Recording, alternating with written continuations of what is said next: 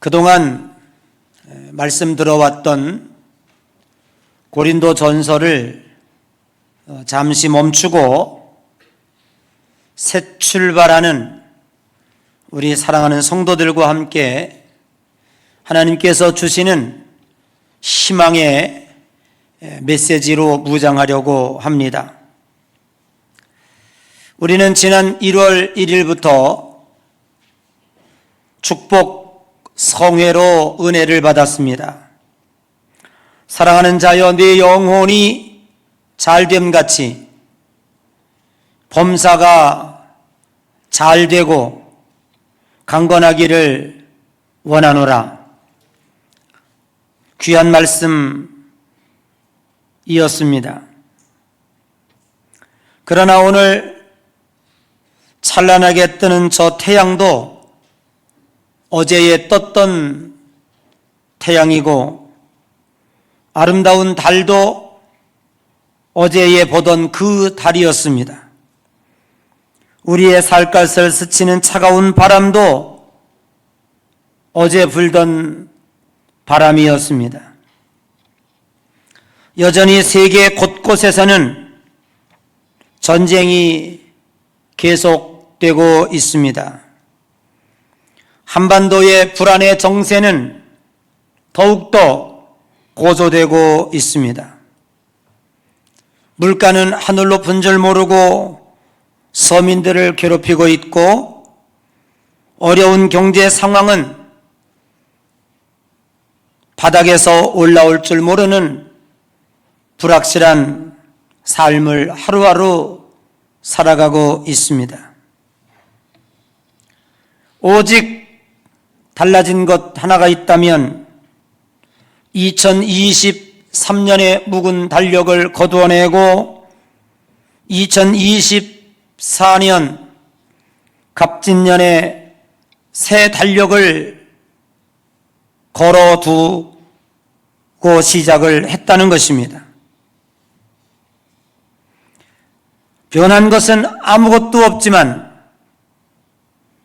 새로운 달력을 우리는 받아들며 새로운 마음을 먹을 수 있다는 것만으로도 크나큰 축복이 아닌가 생각해 봅니다. 지금도 하나님께서는 저와 여러분에게 이렇게 말씀하고 있습니다. 그런즉 누구든지 그리스도 안에 있으면 새로운 피조물이라. 이전 것은 지나갔으니 보라, 새 것이 되었도다. 아멘.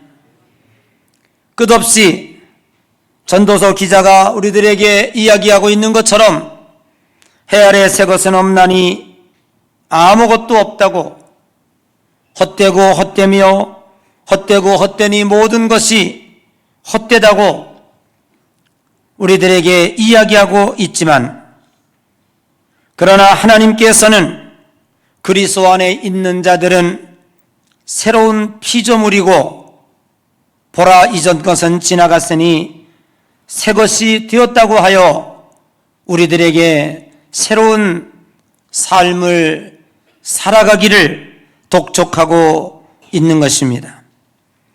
성령으로 이끌림 받는 성도들은 언제나 매일이 새로운 삶입니다. 그리고 새로운 창조를 이루어내야 할 것입니다. 사랑하는 성도 여러분, 우리 영어 단어에 어게인이라고 하는 단어가 있습니다. 얼마나 복된 단어인지 알 수가 없습니다. 요한복음 8장 1절 이하에 보면 간음하다가 현장에서 잡힌 여인이 예수님 앞에 끌려옵니다. 서기관과 바리새인들이 예수님에게 이렇게 이야기합니다. 율법에는 현장에서 간음하다가 잡힌 여인을 돌로 치라 하였는데 선생은 어찌 하겠습니까? 그 이야기를 들은 예수님이 땅에다가 무언가 글씨를 쓰신 후에 그들을 바라보며 이렇게 말씀하셨습니다. 죄 없는 자가 돌로 치라.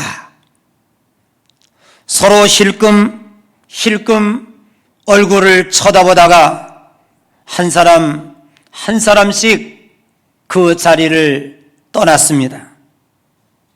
아무도 돌로 치려 하는 자가 없었습니다. 마침내 예수님과 이 여인만 남았습니다. 요한복음 8장 11절에 이렇게 말씀하고 있습니다. 예수께서 이르시되 나도 너를 정죄하지 아니하노니 가서 다시는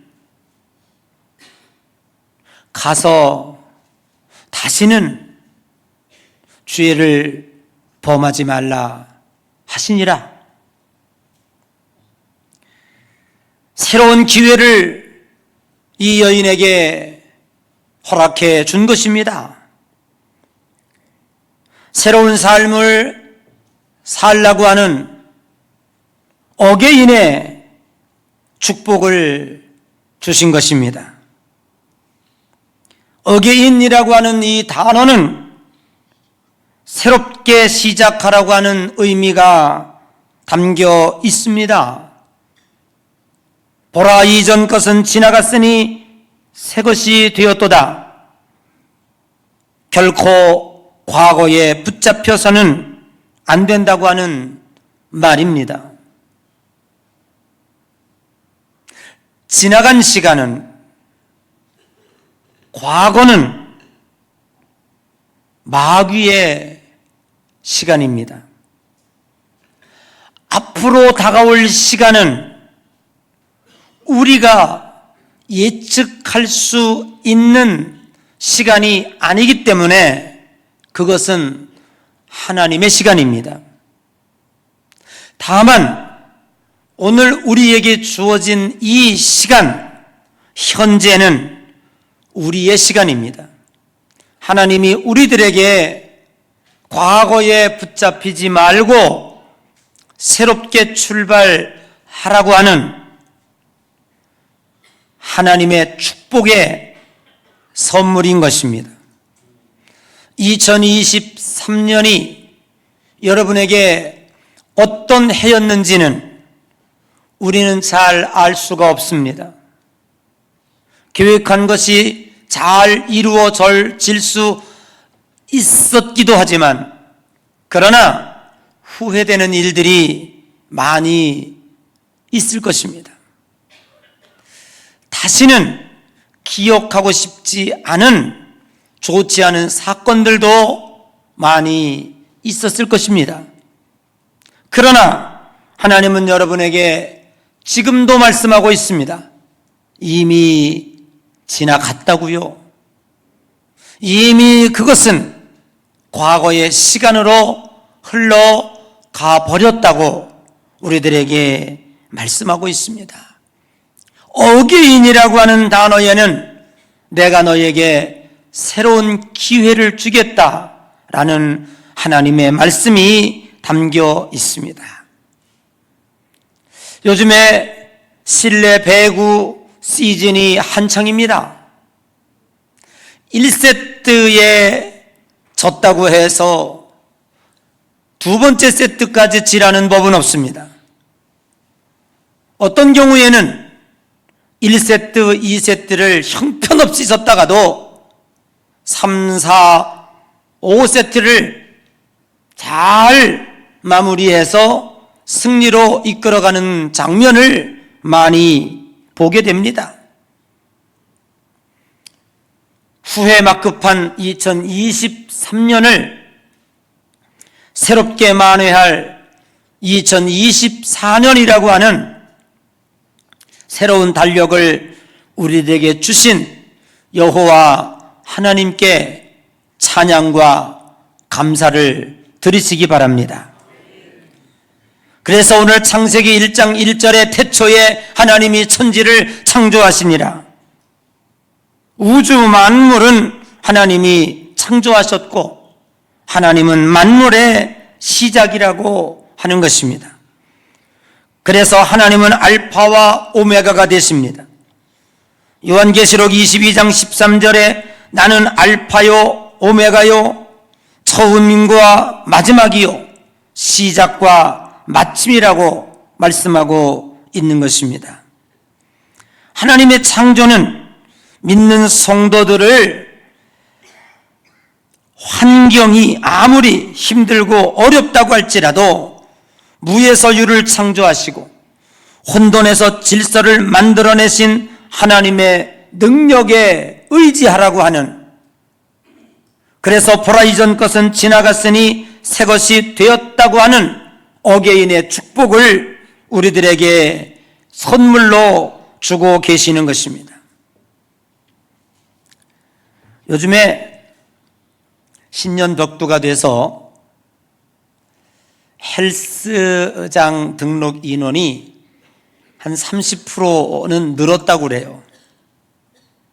물론 작심삼일일 수도 있지만 어떤 이는 다이어트를 계획하는 경우도 있을 것이고 어떤 이는 금연을 실시하는 경우도 있을 것이고, 우리 옆 사람 인사합시다. 담배 좀 끊지? 어떤 경우는 금주를 실천하려고 하는 사람도 있을 것입니다. 어떤 것이든 간에 새롭게 마음을 먹고 새 출발을 할 수 있다고 하는 것은 대단히 중요한 일이라고 생각을 합니다. 2024년을 하나님이 저와 여러분에게 선물로 주셨습니다. 첫 단추를 잘 꿰어야 끝 단추까지 잘 꿰어진다는 말이 있습니다. 시작을 잘 못하면 금년 한 해도 여지없이 후회되는 삶을 살 수밖에 없을 것입니다. 오늘 2024년 어게인이라고 하는 희망의 메시지와 함께 말씀으로 출발하는 여러분 되시기를 주님의 이름으로 간절히 축복합니다. 우리가 무엇을 시작할 때 중요하게 생각해야 되는 것이 있습니다. 우리는 하나님을 믿는 성도들이기 때문에 그렇습니다. 그 중에 첫 번째는 무엇을 하든지 우리는 믿음으로 해야 합니다. 우리가 하나님을 의지하고 믿으면 하나님이 역사하시고 일하십니다. 우리가 의지하고 맡기는 것을 하나님은 몹시 기뻐하십니다. 하나님이 제일 싫어하는 것은 나 혼자 무엇을 할 수 있다고 생각하여 하나님의 자리를 빼앗는 것입니다. 우리는 창세기에서 바벨탑의 사건을 읽게 됩니다. 도대체 바벨탑 사건이 무엇이 죄가 된단 말인가? 벽돌을 쌓아서 높이 망대에 올라 망대를 쌓고 다시 홍수가 나면 그리로 올라가서 우리가 죽음을 면하겠다. 이게 왜 그리 잘못인가? 라고 생각할 수 있을 것입니다. 그러나 거기에는 분명한 죄가 있습니다. 하나님 없이 우리들이 무엇인가 그 어려운 환경을 모면해 보려고 하는, 그래서 하나님의 자리를 인간의 재주로, 인간의 바벨탑으로 빼앗은 것이 큰 죄가 되는 것입니다. 하나님은 우리가 의지하고 하나님의 필요를 요청할 때 우리 하나님은 너무 기뻐하십니다. 그리고 우리를 도와주십니다. 그래서 로마서 8장 32절에 이렇게 말씀하고 있습니다. 한번 읽어볼까요? 로마서 8장 32절입니다. 시작.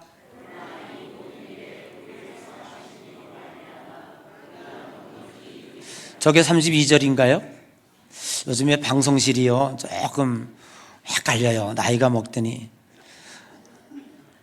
32절이 그 앞에 거. 이제 제대로 나왔다.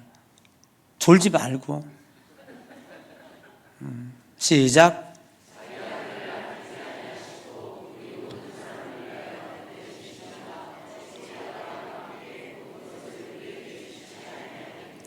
하나님이 우리들에게 말씀하고 있는 것이 뭐냐면, 독생자 아들까지 아낌없이 내어주신 이가 여러분이 무엇을 달라고 한들 아끼겠냐는 겁니다.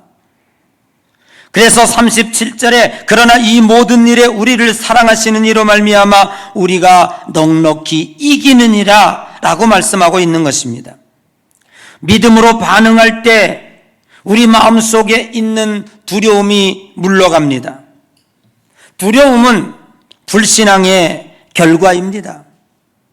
우리 인생을 돌아보면 가방끈이 짧아서, 자본이 부족해서, 내가 남보다 외모가 출중하지 못해서 여러분의 꿈을 이루지 못했고, 여러분이 목표하는 삶을 살지 못했고, 성취하는 삶을 살지 못했다라고 여러분은 갖은 핑계를 댈 것입니다. 혹은 요즘 젊은 청년들처럼 훌륭한 아버지를 두지 못해서, 부자 아버지를 두지 못해서 내가 성공하지 못한다고 핑계댈 수도 있을 것입니다.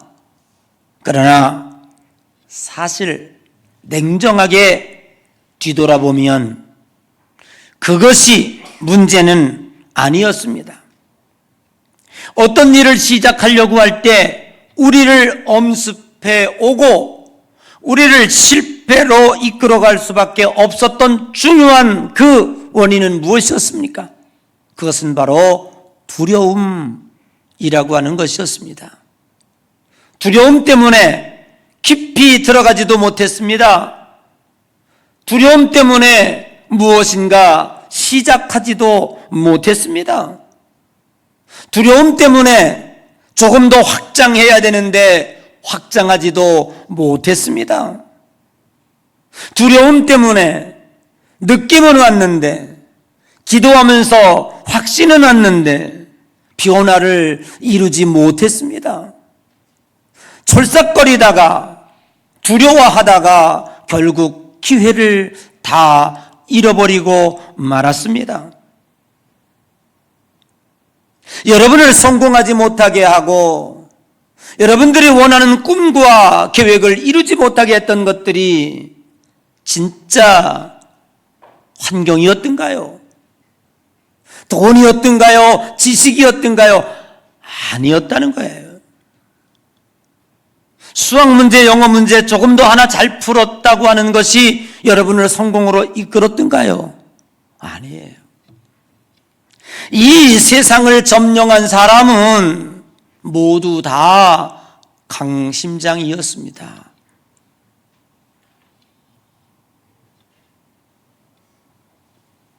디모데후서 1장 7절에 이런 말씀이 있습니다. 하나님이 우리에게 주신 것은 두려워하는 마음이 아니요, 두려워하는 마음이 아니요. 아멘. 두려워하는 마음은 누가 준 거예요? 마귀가 주는 거예요. 두려워하는 마음은 누가 주는 거예요? 사탄이 주는 거예요. 하나님이 우리에게 주는 마음은 오직 능력과 사랑과 절제입니다. 사무엘 17장에 보면 골리앗, 블레셋 장군 골리앗과 어린 다윗이 싸움을 하는 장면이 나와요. 블레셋 군대가 이스라엘을 쳐들어왔습니다. 이스라엘의 군인들이 딱 나가보니까 앞에 3m가 되는 큰 기골이 큰 골리앗이라는 장수가 으름장을 놓고 싸울 사람 있으면 나와보라고 합니다. 다윗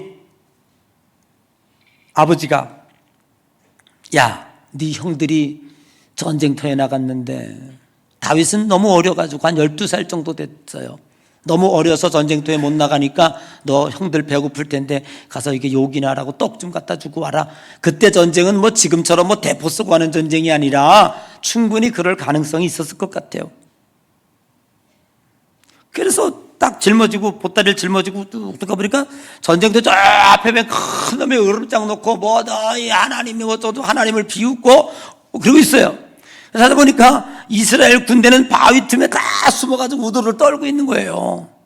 그러니까 이 어린 12살밖에 안 된 다윗이 사울 임금, 그 임금도 이제 전쟁에 출동했잖아요. 사울 왕에 가서 임금님, 왕이시여, 내가 나가 싸우겠습니다. 야, 이놈아, 네게 무슨 싸운다고 그래? 네 형들도 지금 여기서 전쟁터에 저 싸우지 못하고 부들부들 떨고 있는데 그랬더니 아이 그래도 가겠다고 하도 그러니까 그러면 내 갑옷 입고 가라. 이게 이제 이 다윗의 사이즈가 나와요. 갑옷을 입혔는데 갑옷이 질질 끌렸어. 사울 임금이 입은 갑옷을 질질 끌리니까 그걸 입히지도 못하고 벗어고 그냥 목동으로 입던 옷 그대로, 그리고 뭐 칼창 들을 힘도 없어. 그러니까 물맷돌 몇 개 목장에서 짐승 내쫓던 이 물맷돌 있잖아요. 예? 두 끈으로 해가지고 한쪽을 딱 놓으면은 뿅 나가는 거, 그거 가지고 나간 거예요. 근데 여기 보세요. 성경이 우리들에게 이야기하고 있는 건 뭐냐면 이 어린 다윗은 사무엘상 17장 45절에 이게 다윗의 신앙입니다. 다윗이 블레셋 사람에게 이르되 너는 칼과 창과 단창으로 내게 나오거니와 뭐라고요? 나는 뭐라고요? 만군의 여호와의 이름으로 나가노라. 아멘. 왜 다윗인들 두렵지 않았겠습니까? 자기 자신을 보면, 자기 모양새를 보면 두려웠겠죠.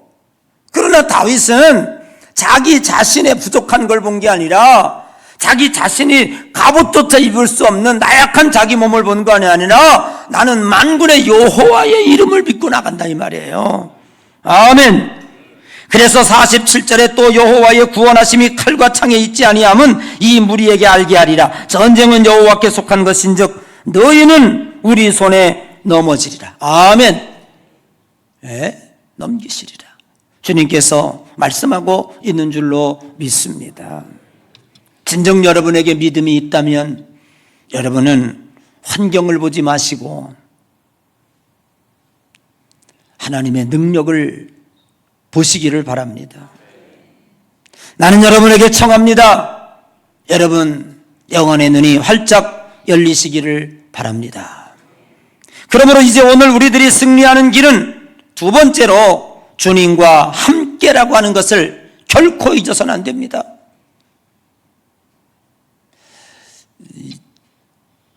부흥에 참석하지 않은 분들 때문에 내가 지금 부흥회를 또 하고 있는 거예요. 첫 번째, 두 번째, 셋째 날까지 부흥회 다 참석하면은 제가 오늘 고린도전서를 할 텐데 안 한 분들이 너무 많아가지고 2024년 이거 그냥 보낼 수 없잖아요. 영적으로 무장을 해야 되잖아요. 아멘. 그래서 하는 것이니 믿음으로 들으시고 아멘으로 화답하시고 영적으로 무장하는 여러분 되시기를 주님의 이름으로 간절히 축원합니다. 부흥회니까. 아멘. 누구와 함께 하자고요? 주님과 함께 시작하자고요. 누구와 함께 하자고요? 주님과 함께 하자고요. 여러분, 인간은 매우 연약한 존재입니다.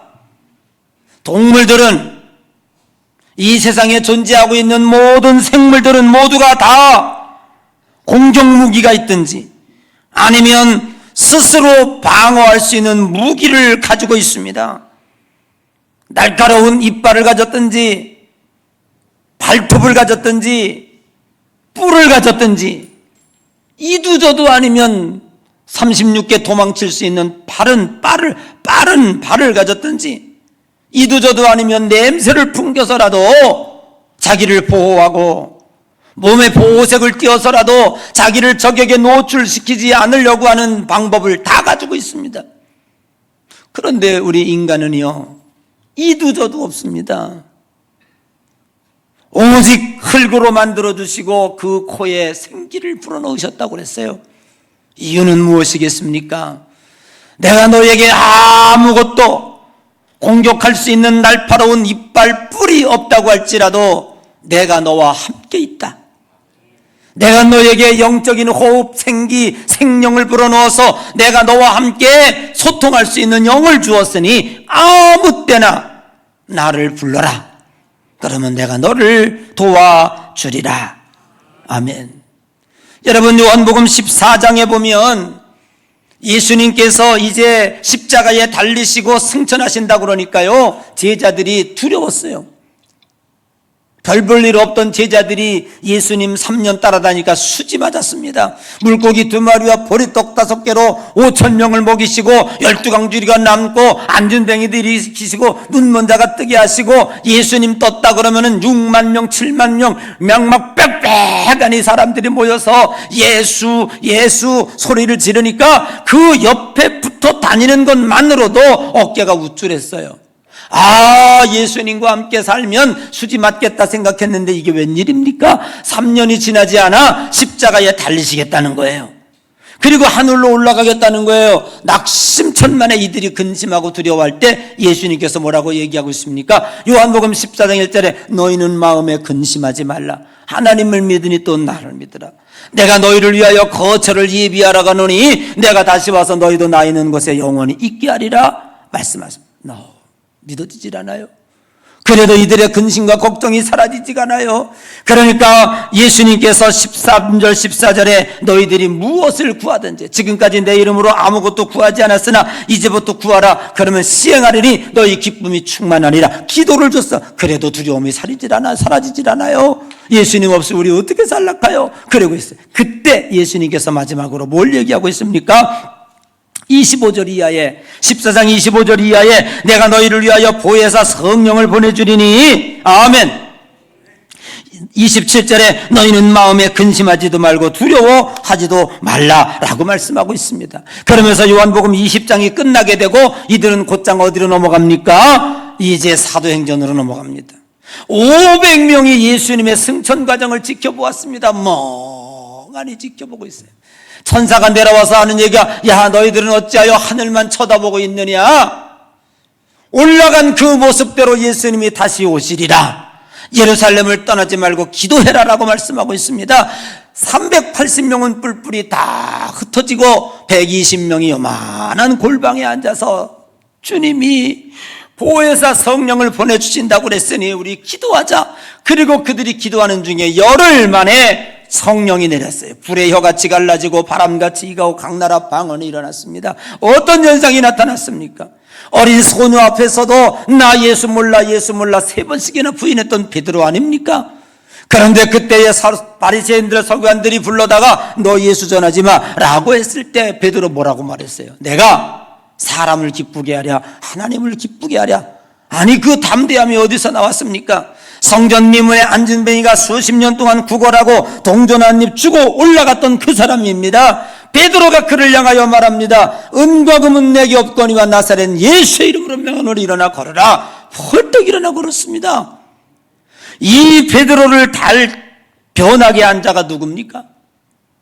그분이 바로 보혜사 성령님이십니다. 사랑하는 성도 여러분, 오늘 눈에 보이지 않는다고 해서 주님이 나와 함께 한다는 생각을 갖지 않는다면 그거는 예수 아직 잘 모르는 분이에요. 지금 주님께서 올라가실 때 우리를 위하여 보혜사 성령을 보내주신 줄로 믿습니다. 여러분, 양옆편에 천군과 천사를 동행해 주시고 지금까지 살아온 것 주의 크신 은혜라. 한이 없는 그의 사랑 어찌 이루 말하랴. 내가 잘나서 그 교통사고를 모면한 거예요? 내가 잘나서 그 사고 현장을 피해 나간 거예요? 여러분이 잘나서 지난 밤도 단잠을 주무신 거냐고요? 하나님이 지켜주시는 거예요. 하나님이 함께 하시는 거예요. 여러분, 영안의 눈이 열려주시기를 주의 이름으로 간절히 축복합니다. 여러분, 엘리사라고 하는 인물이 있었지 않습니까? 엘리사가 있던 그 이스라엘 나라의 아람 군대가요 수없이 쳐들어왔는데 쳐들어올 때마다 백전백패하는 거예요. 왜냐? 그랬더니 그 이스라엘에 엘리사라고 하는 선지자가 있는데 아람 군대가 쳐들어올 때쯤 되면 어떻게 오는지 다 보고 있는 거예요. 그러니까 매복해 있다가 그냥 싹 죽이면 다 죽임당하는 거예요. 야, 그러니 작전을 바꾸자. 이스라엘 군대와 싸우려고 그러지 말고 엘리사 죽이면 된다. 그래가지고 엘리사 집을 군대들이 아람 군대와 와가지고 수십 겹을 포위를 했어요. 그 다음날 아침에 사환이 일어나서 종이 아침에 일찍 일어나서 보니까 난리가 난 거예요. 대문서부터 그냥 뱅글뱅글 군대가 쳤어요. 야, 큰일 났습니다. 주무시는 엘리사 선생님 방에 뛰어들어가 선생님 스님이 큰일 났습니다. 그냥 눈을 부비고 나오면 무슨 일이냐 그랬더니 보세요. 지금 선생님 잡으려고요. 아람 군대가 뱅글 들어와야 어떡하면 좋겠습니까? 여러분, 그때 엘리사 선생님이 선지자가 어떻게 했습니까? 기도했습니다. 하나님, 주여 이 내 종 사환의 눈을 열어 보게 하옵소서. 그랬더니 사환의 눈이, 영안의 눈이 열렸어요. 하늘을 쳐다보니까 엘리사 선생님을 보호하고 있는 천군과 천사, 불말과 불병들이 빼곡하게 하늘에 쌓여 있는 거예요. 그리고 하나님께 기도했습니다. 하나님, 저들의 눈을 멀게 하옵소서. 여여이 그 포위망을 뚫고 나왔다는 것이 여러분 사무엘서에 기록이 되어 있습니다. 여러분의 영안에 여러분을 두렵게 하고 여러분을 지금 24년을 맞이함에 있어서도 조금도 마음이 기쁘지 못하고 희망차게 출발하지 못하게 하는 그 원인이 무엇이라고 생각합니까? 그것은 바로 두려움인 거예요. 여러분, 영안의 눈이 열려지게 되면 전능하신 하나님이 우주 만물을 창조하신 태초의 하나님이 천지를 창조하시니라 그 하나님이 지금 나와 함께 있다니까요. 그분이 독생자 외아들까지 나를 위해서 십자가에 달려 죽게 했다니까요. 근데 뭐가 그리 두렵냐고요. 뭐가 그리 두렵냐고. 세상에 적신으로 왔사온 적 적신으로 가오리라. 제가 한마디 더 할게요. 이번 주에 우리가 1, 2, 3일 날 했던 게 요셉 얘기를 했어요. 요셉이 형통함을 얘기했어요. 요셉이 진짜 형통했다. 예? 요셉이 창세기 39장 2절에 보면 여호와께서 요셉과 함께 하심으로 그가 형통하게 되었다 그랬어요. 근데 진짜 형통이라고요? 자, 보세요. 요셉이가 어렸을 때죠. 아버지의 사랑을 너무 받으니까 12아들이 있었는데 배다른 아들이에요. 너무너무 시기 질투가 많았어요. 아버지는 요셉만 이뻐한다고. 여러분, 가정에서 이 편애가요 진짜 심각한 거잖아요. 12명의 아들들이 있는데 요셉만 이뻐하니까 아주 그냥 밉상을 해서 거기다 꿈 얘기해가지고 10개의 곡식단이 전하고 달과 별과 해들이 절하고 이게 완전히 뿔따구나게 만들었잖아, 형들을. 그런데 어느 날 형들이 저 세겜에서 이제 저 양들을 치고 있는데 아버지가, 야 요셉아, 너 형들이 저 대개 양 치러 가면은 한 달, 두 달씩 있잖아요. 이렇게 목동 생활이니까 양을 잘 치고 있는지 가서 보고 와라. 그래서 요셉이가 덜렁덜렁 걸어가는데 형들이 저기 보니까 저 요셉이라는 조그만 놈이 걸어오고 있네. 얘네들이 의논한 거야. 야, 잘 됐다. 저 아주 그냥 눈에 가시 같은 놈 말이야. 이제 다 배가 달라요. 같은 엄마가 아니야. 여기는 이제 레아가 나고 라헬이 난 거는 이제 요셉과 베냐민 둘밖에 없는 거예요. 그러니까 너무 미웠던 거예요. 야, 저놈 죽이자. 죽여버리고 이 양피를 묻히고 집에 가서 아버지한테 저 동생이 맹수에게 물려 죽었다고 그러자. 그럼 깜짝 끝나는 거잖아. 그랬죠? 그래가지고요, 이 깊은 구덩이 속에다가 그냥 밀어 넣어버린 거예요. 야, 어떡합니까? 이제는 양 옆에 쳐다보면요 흙벽밖에 없고요 캄캄한 거예요. 자기 편을 들어줬던 아버지도 이제는 소용이 없어요. 자기를 보살폈던 엄마도요, 이젠 소용없어요. 아무도 자기를 구해줄 사람은 없습니다. 눈을 딱 들어보니 파란 하늘만, 이 굴 속에서 파란 하늘만 보입니다. 요셉이는 어떻게 했겠어요? 하나님께 기도드렸겠죠. 하나님, 나를 구원할 분은 오직 주님밖에 없습니다. 눈을 들어 산을 보라. 너의 도움이 어디서 올꼬? 천지를 지신 여호와에게서로다. 그때 요셉은 결정한 거예요. 나는 이제부터 하나님만 보며 살겠다. 주님, 나 구원해 주세요. 나 살려주세요. 때마침 그때 저쪽에서 이스마엘 대상들이, 장사꾼들이 오고 있는 거예요. 그러니까 큰형이 있다는 말이, 야, 죽일 건 또 뭐 있냐? 그도 우리 형제인데 그냥 저놈들한테 팔아버리고 아버지한테 가서 죽었다 그러자. 그거나 마찬가지니까. 야, 그래가지고 팔았어요. 그 이스마엘 장사꾼들이 보디발에게 팔았어요. 거기서 또 모함을 받아서 감옥에 갔어요. 아니, 거기서 술 굽는 자, 술 빚는 자, 빵 빚는 자, 간원을 만날 건 또 뭐 있어. 거기서 꿈을 내서 결국 이스라엘 총리 대신이 됐어요. 그 낯선 땅에 살면서, 감옥에 살면서, 보디발의 모함을 당하면서 오직 요셉은 뭡니까? 하나님이 함께 하시면, 나와 함께 하시는 하나님, 나와 함께 하시는 하나님. 아멘. 그러므로 그에게는 절대로 두려움도 없었어요. 걱정도 없었어요. 그냥 성실하게, 그냥 하나님이 언젠가 알아서 하시겠지. 우리 옆 사람 인사합시다. 하나님이 언젠가 하실 거야. 뭘 그리 걱정이 많아. 아이고, 진짜 그냥 머리를 뽀개가지고 그냥 믹서기에 갈아서 믿음이라는 걸 다시 만들어줘 버릴까. 그냥 아주 걱정이 많아요. 걱정이 많아. 걱정이 많아.